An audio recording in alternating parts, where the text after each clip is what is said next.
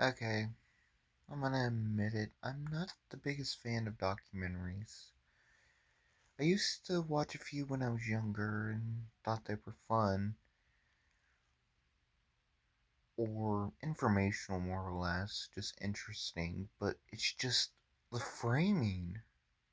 After I learned about framing, it's just kind of hard not to really see.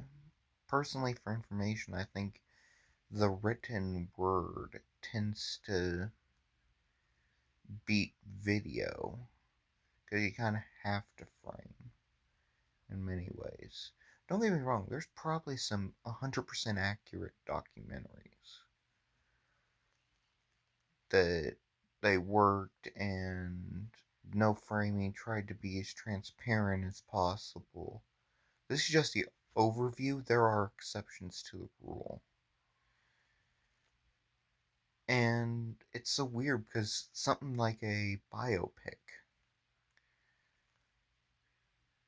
honestly seems even a better source of information than a documentary. There's clear framing, unlike a documentary that can just kind of fold it in either way you want. Like, if you go to see Bohemian Rhapsody, you're understanding they're gonna change a few things. Or Michael, which is what's popular as recording. But with a documentary, they kind of presented it as facts. But there is like kind of one exception, which is like nature documentaries, but there's really no room to frame.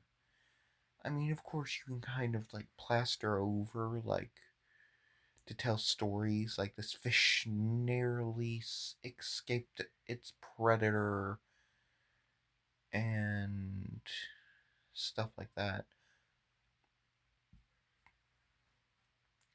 Like, there's really no room in nature documentaries. It does, but with documentaries outside of nature, there may be some other subjects. Like, if there's an engineering documentary, how much framing can you pull? Interesting questions. But yeah, what are your guys' thoughts? Signing off.